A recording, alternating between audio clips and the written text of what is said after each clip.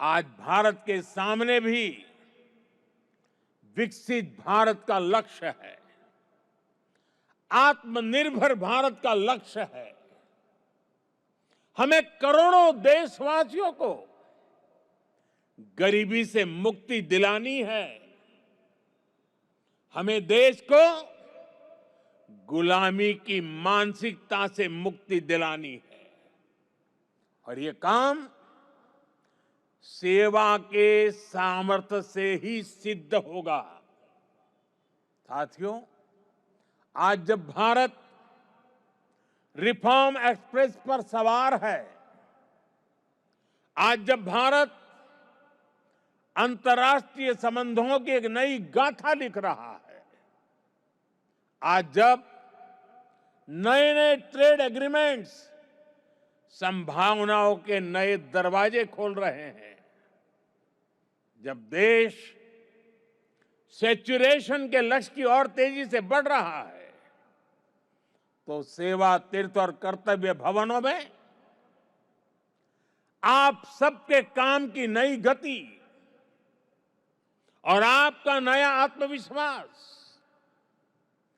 देश के लक्ष्यों को प्राप्त करने में बहुत बड़ी भूमिका निभाएगा। साथियों, हमारी संस्कृति कहती है, हर शुभ कार्य से पहले स्वस्ति वाचन, मंगल की कामना, शुभ का संकल्प, वेद का मंत्र हमें दिशा देता है। आनो भद्राः क्रतवो यन्तु विश्वतः, अर्थात कल्याणकारी विचार हर दिशा से हम तक आते रहें, यही इस भवन की आत्मा होनी चाहिए।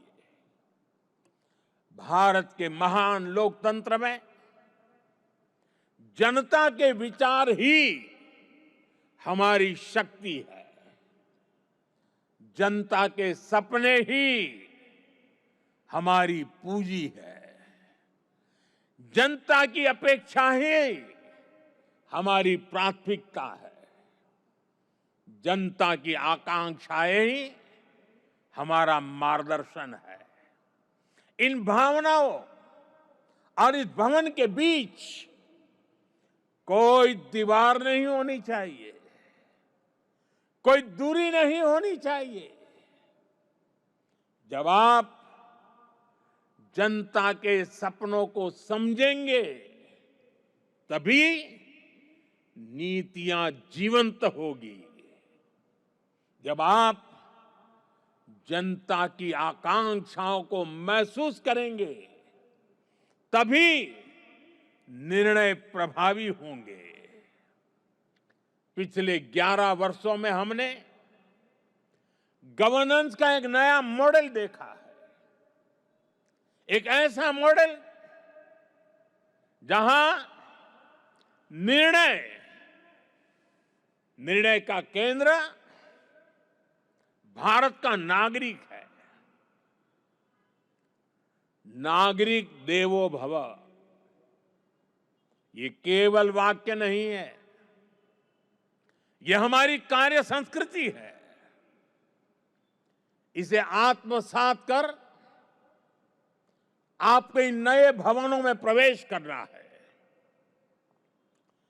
सेवा तीर्थ में लिया गया हर निर्णय, यहां चलने वाली हर फाइल, यहां बिताया गया हर क्षण 140 करोड़ देशवासियों के जीवन को बेहतर बनाने के लिए होना चाहिए।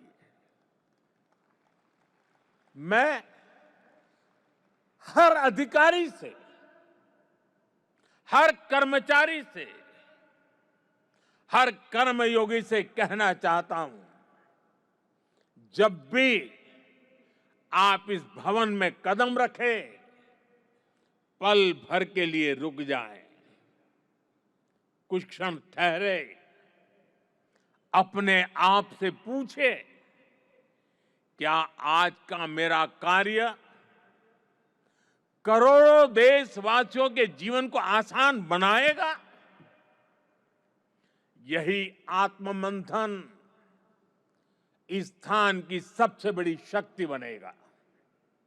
साथियों, हम यहां अधिकार दिखाने नहीं आए हैं, हम यहां जिम्मेदारी निभाने आए हैं।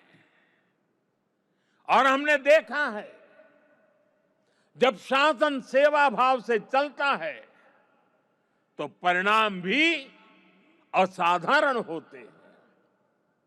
और तभी तो 25 करोड़ लोग गरीबी से बाहर निकलते हैं, तभी तो अर्थव्यवस्था नई गति पकड़ती है। साथियों, आज विकसित भारत 2047 सिर्फ हमारा लक्ष्य नहीं है, यह विश्व की निगाहों में भारत की प्रतिज्ञा है। और इसलिए यहां बनने वाली हर नीति, यहां होने वाला हर निर्णय सेवा की निरंतर भावना से प्रेरित होना चाहिए। और एक दिन जब आप सेवानिवृत्त होकर या स्थानांतरण के बाद इस भवन से विदा लेंगे, आप पीछे मुड़कर देखेंगे, अपने आज के दिनों को गर्व के साथ याद करेंगे। तब आप स्वयं से कह सकेंगे कि हां, जितने दिन मैं सेवा तीर्थ में रहा, कर्तव्य भवन में रहा, हर दिन मैंने देश के नागरिकों की सेवा की, हर निर्णय राष्ट्र के हित में लिया। वह क्षण आपको सुकून देगा, वह क्षण आपकी सबसे बड़ी उपलब्धि होगा, वह क्षण आपकी व्यक्तिगत पूंजी होगा। और वही पूंजी आपके जीवन को गौरव से भर देगी। साथियों, महात्मा गांधी की भावना थी, कर्तव्य की बुनियाद पर ही अधिकार की भव्य इमारत का निर्माण होता है। जब हम अपना कर्तव्य निभाते हैं तो बड़ी से बड़ी चुनौती से टकरा सकते हैं, उसका समाधान कर सकते हैं। हमारे संविधान निर्माताओं ने इसलिए ही कर्तव्य पर बहुत जोर दिया है। और इसलिए हमें याद रखना है, कोटि कोटि देशवासियों के सपनों को साकार करने का आधार है कर्तव्य।